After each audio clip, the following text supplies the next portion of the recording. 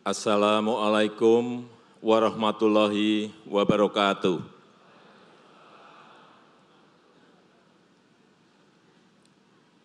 Bismillahirrahmanirrahim. Alhamdulillahirabbil alamin. Wassalatu wassalamu ala asrofil anbiya'i wal mursalin. Sayyidina wa habibina wa syafi'ina wa maulana Muhammadin wa alihi wa ashabihi ajma'in amma ba'du. Yang saya hormati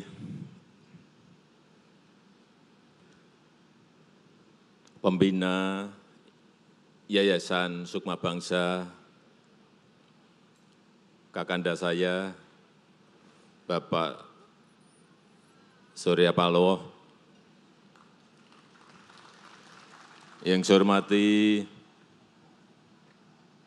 para pimpinan DPR RI, MPR RI, DPD RI, asal Aceh, yang saya hormati para Menteri Kabinet Indonesia Maju, saya minta berdiri Pak Menteri Sofyan Djalil, beliau dari Aceh supaya tahu semuanya. Bapak Fahrul Razi, Menteri Agama, beliau juga dari Aceh supaya tahu semuanya. Menteri yang lain banyak tapi nggak usah berdiri. Yang saya hormati Bapak Gubernur, yang saya hormati yang mulia Wali Nanggro, yang saya hormati yang mulia para ulama, para abu, serta para gubernur dan bupati yang hadir pada siang hari ini, Bapak Ibu tamu undangan yang berbahagia. Kalau kita ingat saat Asian Games 2018 yang lalu, tarian yang paling menakjubkan hampir seluruh negara memberikan apresiasi adalah tarian dari Aceh, yaitu tari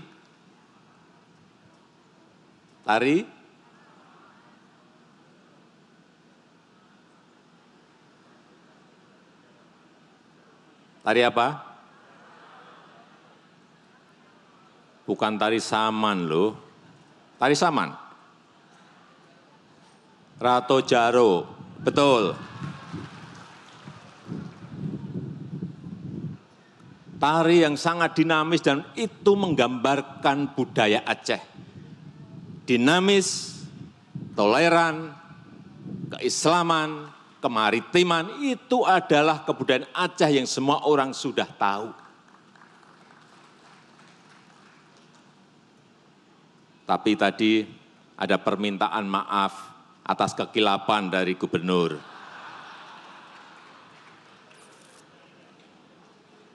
Ya saya jawab, jangan salah pengertian. Kemarin pemilu dan pilpres telah berjalan dengan sukses dan aman. Dan saya sangat menghargai hak-hak politik yang telah dikerjakan oleh seluruh masyarakat Aceh. Saya sangat menghargai, jangan salah pengertian. Waduh, jangan-jangan nanti Presiden nggak pernah ke Aceh lagi. Itu sebuah kekeliruan besar karena saya sangat menghargai hak-hak politik dari provinsi manapun, dari masyarakat manapun, di seluruh tanah air. Pemilu sudah usai, pilpres juga telah selesai. Marilah sekarang konsentrasi kita ke arah pembangunan. Dan Aceh memiliki kekuatan, memiliki potensi. Karena ini merupakan daerah modal. Modal sumber daya alam, modal sumber daya manusia. Yang saya tahu karena saya 86, 87, 88 itu berada di Lok Sumawe dan di Bener Meriah di Aceh Tengah. Saya kemarin melihat progres perkembangan pembangunan jalan tol. Saya terus terang aja harus saya sampaikan, saya kaget. Kecepatannya luar biasa. Baru 14 bulan dikerjakan sejak saya groundbreaking di Banda Aceh. Pembebasan lahan hampir di atas 90% telah selesai. Ini menunjukkan yang saya baca, ini menunjukkan keinginan masyarakat untuk agar infrastruktur ini segera selesai. Saya tangkap itu. Sehingga memang di semua provinsi selalu masalah dan problem adalah pembebasan lahan. Selalu itu menghambat proses konstruksi yang ada. Tapi di sini kemarin di Rutnya, Utama Karya menyampaikan pada saya, Pak, ini hampir 90% pembebasan selesai, sudah 60 kilo tapi kami baru mengejar 15 kilo. Artinya apa? Ini harus ditambah untuk urusan konstruksinya karena pembebasannya di luar dugaan kami, kecepatannya luar biasa. Ini patut kita syukuri. Karena apapun yang namanya infrastruktur di seluruh tanah air kita ini telat. Harus ngomong apa adanya, secara terbuka saya. Terlambat. Stok infrastruktur kita dibanding negara-negara sekitar kita juga masih jauh. Sehingga kecepatan mobilitas orang, kecepatan mobilitas barang, kecepatan logistik dari provinsi ke provinsi yang lain, dari kabupaten satu ke kabupaten yang lain, menjadi semuanya terhambat. Sehingga daya saing kita, competitiveness kita menjadi kalah. Apapun sekarang ini antar negara bersaing, antar negara saling kompetisi. Dan siapa yang cepat akan mengalahkan yang lambat. Sudah bukan kayak dulu-dulu, negara kaya mengalahkan negara miskin, negara besar mengalahkan negara kecil, bukan. Sekarang zamannya sudah berubah. Yang cepat akan mengalahkan yang lambat. Dan kita ingin Indonesia lebih cepat dari negara-negara lain. Oleh sebab itu, pengerjaan infrastruktur betul-betul ingin kita percepat. Di seluruh tanah air dan khususnya, wabil khusus di Aceh. Yang kedua, saya ingin menyampaikan masalah yang berkaitan dengan perjanjian Helsinki. Saya sudah berbicara dengan gubernur. Saya sudah bertemu dengan Yang Mulia Wali Nanggro dalam 2 atau 3 minggu yang lalu. Saya juga bertemu dengan Pak Mualim, Pak Muzakir Manap. Saya ketemu. Dan tokoh-tokoh Aceh yang lainnya yang tidak saya sebut, tidak bisa saya sebut satu persatu. Ada problem ini Pak, ada masalah ini Pak, ada persoalan ini ya. Tapi beri waktu saya untuk menjawab. Beri waktu saya untuk menjawab, karena apapun ini akan didiskusikan dalam rapat-rapat terbatas yang selalu kita lakukan setiap minggu, sehingga jawabannya nanti akan saya berikan. Banyak yang sudah disampaikan kepada saya tahu.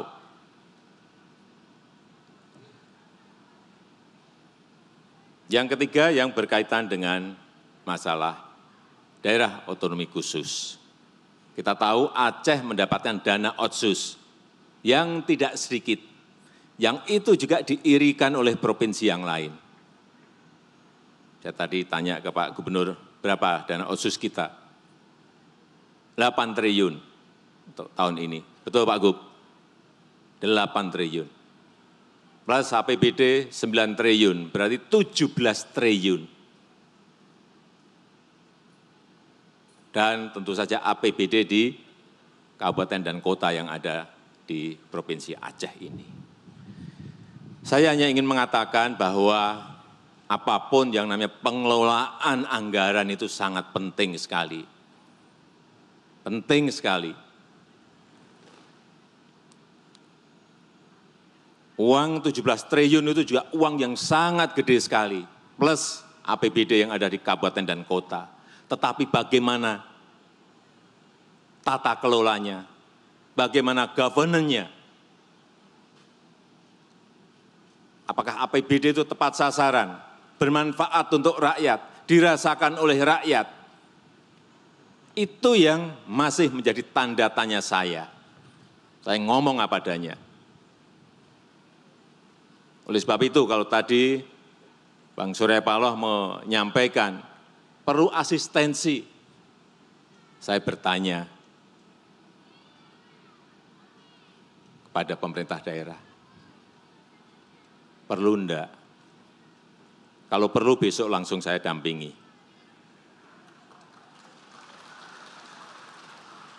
Jangan ngomong ya, nanti kita beri asistensi, kemudian di bawah tidak mau di birokrasinya. Karena itu menanggung sebuah konsekuensi bahwa governance, tata kelola harus bersih, transparan, akuntabel. Tapi kalau saya tanya kepada rakyat, pasti seluruh rakyat akan bilang, iya, benar.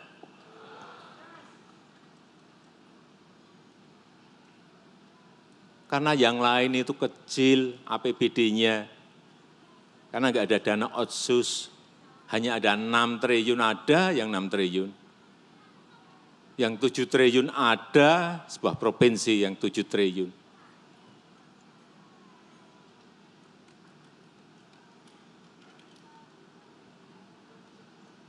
Jadi penggunaan APBD saya titip kepada seluruh bupati, wali kota, dan kepada gubernur, gunakan fokus,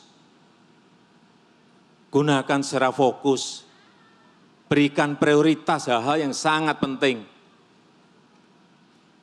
Saya juga harus sampaikan apa adanya, angka 14%, angka kemiskinan itu besar. Besar. Selesaikan dulu masalah ini. Berikan perhatian kepada angka kemiskinan yang 14% itu. Lewat program-program yang didesain agar pengentasan kemiskinan segera bisa diselesaikan. Yang keempat yang berkaitan dengan investasi. Semua negara sekarang ini berebutan yang namanya investasi. Semua negara. Karena semakin banyak arus kapital masuk, arus modal masuk, arus investasi masuk, capital inflow,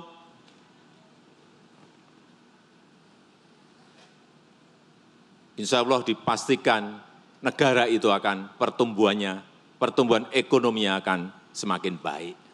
Begitu juga untuk provinsi, begitu juga untuk kabupaten, begitu juga untuk kota, sama saja. Begitu banyak investasi yang masuk, begitu banyak arus modal masuk, peredaran uang semakin banyak, masyarakatnya akan lebih sejahtera. Itu sudah teori ekonomi. Dan negara kita sekarang ini, posisi negara kita perlu saya sampaikan, secara GDP nominal, negara kita berada di ranking 16. Kita ini sudah masuk ke G20, negara-negara dengan ekonomi maju. Ranking 16 kalau dihitung dari GDP nominal. Kalau dihitung dari GDP PPP, Purchasing Power Parity, negara kita sudah berada di ranking 7 di antara negara-negara besar yang dimiliki dunia. Artinya apa?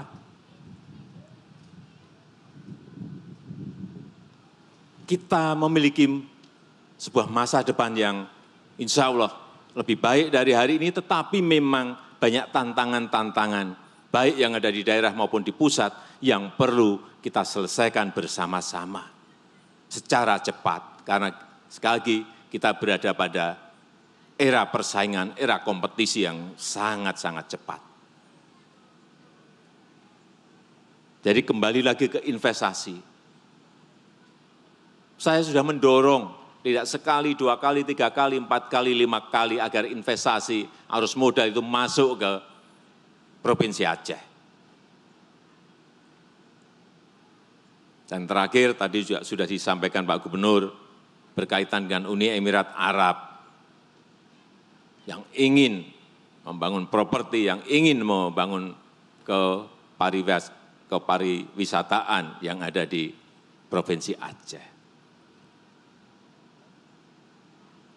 Oleh sebab itu saya sudah perintah ke Menteri untuk siapkan tim untuk nanti berangkat bersama-sama di bulan Maret awal bersama dengan Gubernur dan timnya untuk bertemu langsung dengan Syekh Muhammad bin Zayed Al Nahyan di Abu Dhabi. Karena beliau langsung ngomong pada saya keinginannya untuk membawa arus modal ke Provinsi Aceh. Tetapi meyakinkan orang itu juga tidak mudah. Saya sudah sampaikan Pak Gub. Pak Gub ada persoalan ini yang ditanyakan pada saya. Saya tidak bisa menjawab secara detail. Jadi tolong nanti diberikan sebuah backup data, kemudian backup penyampaian yang baik, presentasi yang baik, sehingga mereka yakin betul.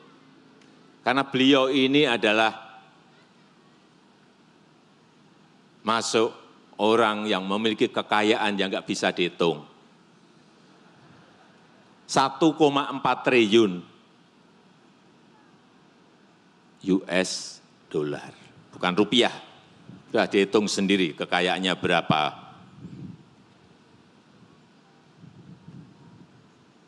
Oleh sebab itu, sekali lagi apa yang disampaikan oleh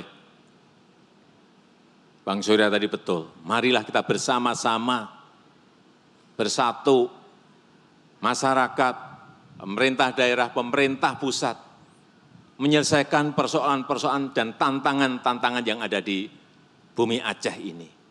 Agar hal-hal yang, kalau ada persoalan yang kecil jangan dibesar-besarkan. Kalau ada persoalan yang bisa diselesaikan, cepat selesaikan. Kalau ada persoalan besar yang memang harus kita selesaikan bersama-sama, mari duduk bersama-sama, selesaikan masalah itu. Pusat, provinsi, kabupaten dan kota, dan masyarakat.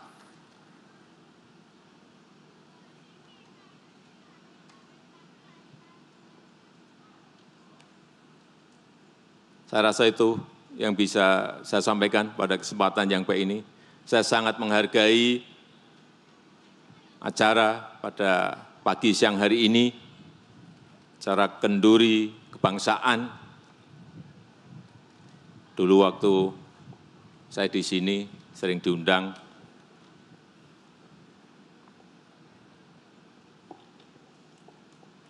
untuk kawinan, ada kendurinya. Apa namanya ya? Kenduri kalau di sini apa? Kanuri ya? Ya, kanuri, mukawen, kanuri, syukuran, betul. Jadi saya masih ingat, nggak tahu nanti saya diajak kenduri atau tidak. Saya rasa itu yang bisa saya sampaikan pada kesempatan yang baik ini. Terima kasih dan mohon maaf. Wabillahi taufik wal hidayah. Wassalamualaikum warahmatullahi wabarakatuh.